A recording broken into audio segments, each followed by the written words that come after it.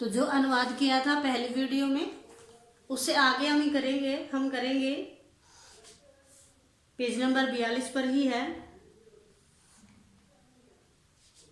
तो जो गौरव है वो क्या है? जो भगवान ने जो चीजें बनाई हैं उनमें कमी निकालता है। वो कहता है कि जी भगवान ने बनाते समय इनमें अनेक प्रकार की गलतियां कर दी हैं, जो रचनाएं उनकी हैं उनमें कमी है। जैसे वह क्या बताता है, उदाहरण किस चीज का देता है कि जैसे दुबली पतली जो बेल होती है, कौन कह रहा है? गौरव कौन बताता है? गौरव कहता है कि जो भगवान जिन वस्तुओं को बनाते हैं वो ढंग से नहीं बनाते हैं, उनमें अनेक प्रकार की कमियां होती हैं। जैसे उदाहरण वो देता है उस खेत में, वो कहता है कि इस खेत में देखो इतने मोटे मोटे तरबूज के जो फल होते हैं वो पतली दुबली जो बेल होती है, लता होती है, उस पर लगते हैं, और इतना बड़ा पेड़ होता है कि इसका जामुन का, और जामुन के फल जो छोटे छोटे हैं वो कहाँ उस पेड़ पर लगते हैं। तो इसलिए जो ईश्वर है वो रचनाएं अच्छे से प्रकार से नहीं करते हैं, कुछ ना कुछ कमी उसमें छोड़ देते हैं, और वो कैसा है? सिर से गंजा है गौरव।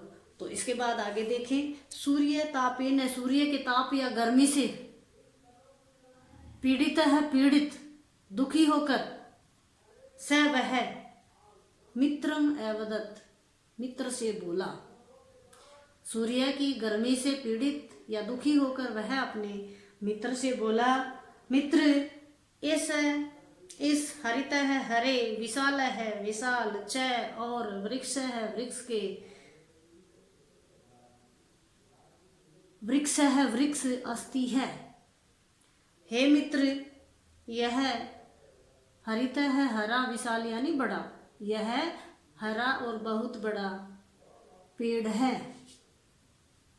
आवाम हम दोनों, वृक्ष से अधः, वृक्ष के नीचे, अधः यानी नीचे, वृक्ष से वृक्ष के अधः नीचे, विश्राम या आराम, कुर्वः करें। गौरव गर्मी से परेशान होता है तो वह कहता है कि यह एक हरा और बहुत बड़ा विशाल एक पेड़ है, आओ हम दोनों इसके नीचे आराम करें। यावत से वृक्ष से उपविष्ट, जब तक वह उस पेड़ के नीचे बैठा, यावत जब तक, से वह वृक्ष से पेड़ के अध नीचे, उपविष्ट बैठा, तावदेव तभी, जब वह उस पेड़ के नीचे बैठा, तावत एव उसी समय, खलवाटस्य गंजे सिरसी सिर में, एकम एक, आम्रफलम आम का फल, अपतत गिर गया। जब वह उस पेड़ के नीचे बैठा तो उसके सिर पर एक आम का फल गिर गया।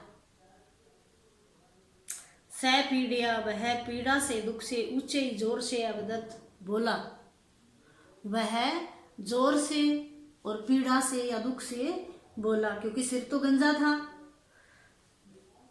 बोला, हा, अरे, सिरसी सिर पर, वज्रपातो अभवत, वज्र यानी बहुत बड़ा एक पहाड़ जैसे सिर पर गिर गया है, कि मुझे ऐसा लगा है जैसे एक बहुत भारी पत्थर या कोई पहाड़ मेरे सिर पर गिर गया। अरे वज्रपातो अभवत, जैसे पहाड़ गिर गया है, कोई पत्थर आ गिरा है बहुत बड़ा।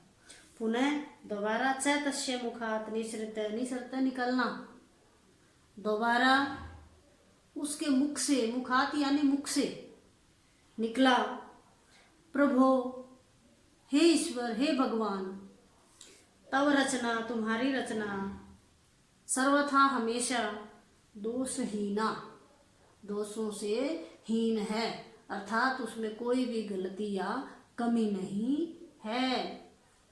हे प्रभु, आपकी जो रचना है वह त्रुटिपूर्ण नहीं है, उसमें कोई भी त्रुटि या गलती नहीं है। यदि कदाचित अस्मिन वृक्षे, यदि इस वृक्ष से कालिंदिनी भवेयु, यदि इस वृक्ष पर कालिंदिनी तरबूज, कालिंदिनी क्या है? तरबूज।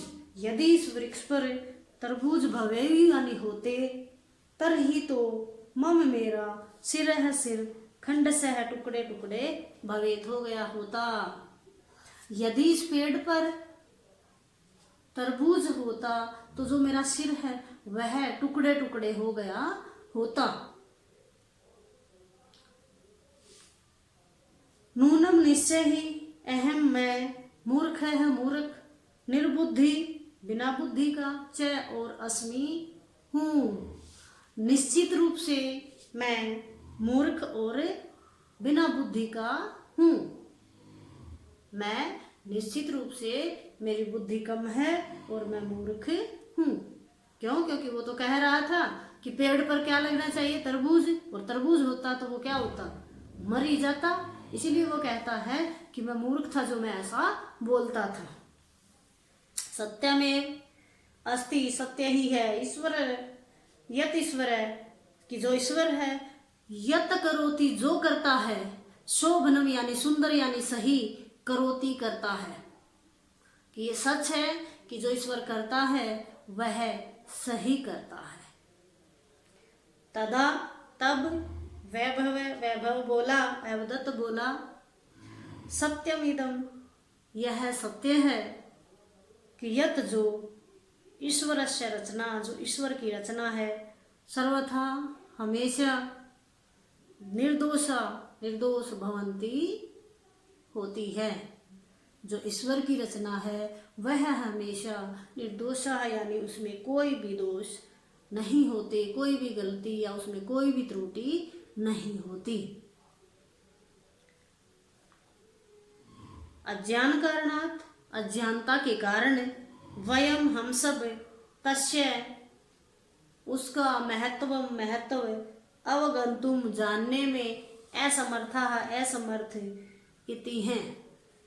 हम निश्चित रूप से उसके बारे में जानने में असमर्थ होते हैं। यदि हम ऐसा कहते हैं कि जो ईश्वर है, जो वस्तुओं को बनाते हैं, उनमें कोई ना कोई गलती या त्रुटि वो छोड़ देते हैं, तो हम उस वस्तु के बारे में जानने में असमर्थ होते हैं। हम अज्ञानता के कारण ऐसा बोलते हैं। अज्ञानता के कारण वयम उसके महत्व को जानने में असमर्थ होते हैं। इसलिए अंत में क्या निकला कि जो ईश्वर की रचनाएं हैं वो निर्दोष होती हैं, उनमें कोई भी दोष या त्रुटि या गलती नहीं होती है, कोई भी कमी उसमें नहीं होती है। अगर हम भगवान की बनाई किसी वस्तु में अगर कमी निकालते हैं तो मतलब हम अज्ञानता के कारण ऐसा करते हैं, हमें उस वस्तु को जानने में हम समर्थ नहीं होते हैं।